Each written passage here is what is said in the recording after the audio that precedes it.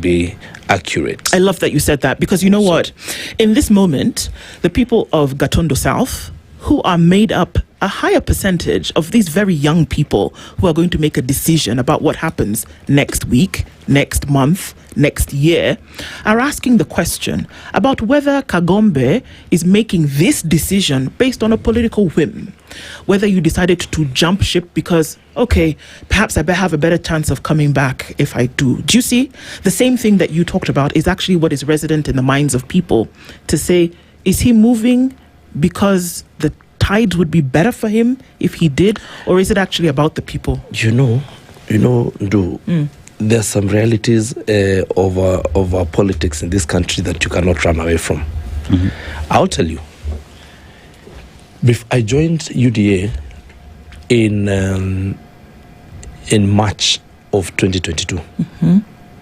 Because again, I told you that we do not have a specific way, a very exact way of saying that this is what is happening. So you have to watch and realize, what is it that our people really want? Even when you sit here and probably you will get feedback from the people on the show, you get feedback by SMS and whatever else it is. Mm-hmm.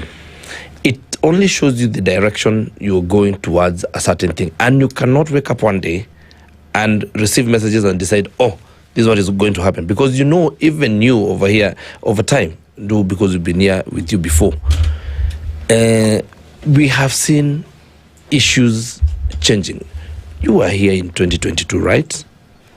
And you saw us telling the previous regime, telling President Uhuru Kenyatta to finish and go.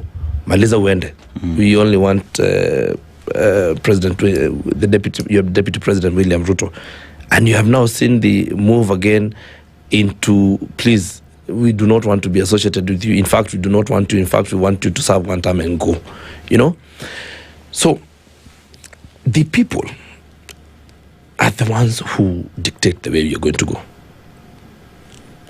That is just as it is, and that is provided for in the Constitution. So therefore, I'll tell you, in politics, this is a reality that you cannot run away from.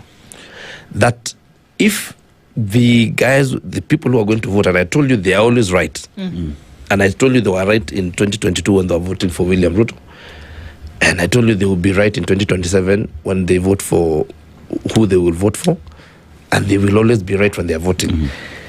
They will tell you, and actually when you listen to them, they just tell you, listen, first, we do not, before you even discuss, just get out of that place. Like that video that was I was telling you about last week on Monday. They just said, please.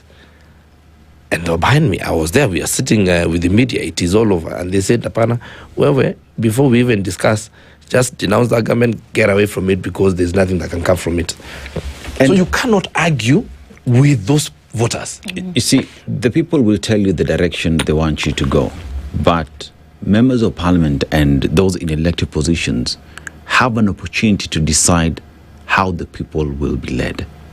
What kind of decisions will go to affect the people there are. Why? Because they have donated that responsibility to pass proper legislation. You talk about security, education, healthcare, falls squarely on your desk when you are in that office. So when you talk about Parliament being captured, we'll remember that when Kenya Kwanza was voted into office, it was not majority in Parliament. It was the minority. But at the time, you're part and parcel of those who said, you know what, all things will happen, we have to be majority. And when an illegality, according to what many say, happened, you are there celebrating. Today we talk about the independence of Parliament. But you're part and parcel of celebrating when that independence was being taken away. Let me tell you, Dennis, there's also another reality that you will not run away from. Mm-hmm.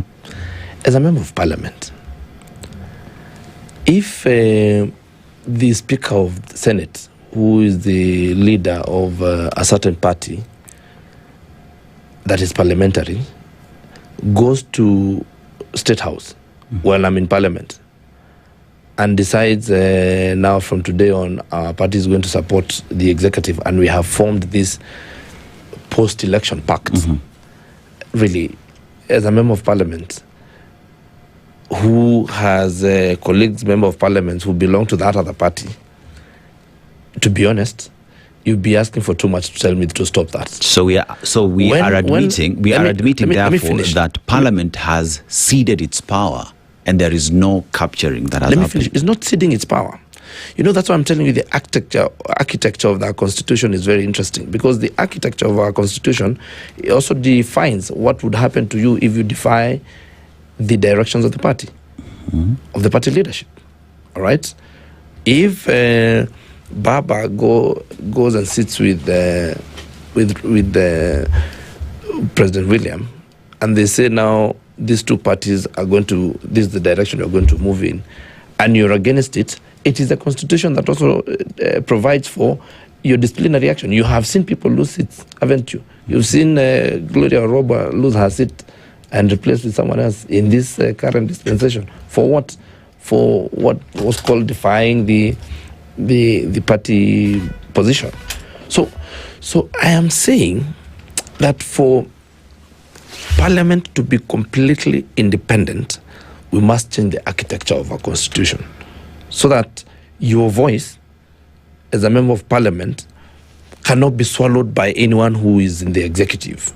That's what the Constitution says right now. Yeah. That's what the Constitution says right now. Let me tell you, because there are three arms of government. And so the Constitution presupposes the independence of these three, unless you're asking for a position whereby, even with its independence, even as three arms of government, that there will be an joinder to that, to say that based on what then Parliament says, we must ensure, if we don't, then next. We need to enrich our jurisprudence. Because it is very easy to say that that is what our constitution says about a separation of powers. But I'm also telling you that the same constitution provides for mechanisms for an individual in a party who is in Parliament who defies the party position. The same constitution. The same. We must enrich our jurisprudence. We must also agree, that we are a pretty young country, and our jurisprudence is not. We have a long way to go in terms of making these organs and this these different organs of government work together for the small person, for the small scale farmers, for the general voter. Many would argue, Gabriel, and we've come to the end of this, that if we just actually did it first, that you can actually live it out, then you would actually see where your gaps are, as opposed to saying, let's just change. Follow what it says. In terms of implementation of the Constitution, that has actually not happened with the one that you actually have. But then we say, go ahead and change it, whereas you've not lived it out how it should be. I'm not saying we change it. I'm saying we improve, we enrich our jurisprudence, and that will happen over time.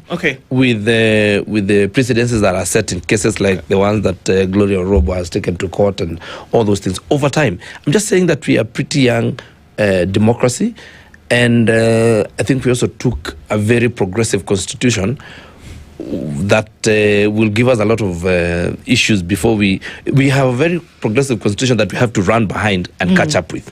The Member of Parliament for Gatundu South constituency is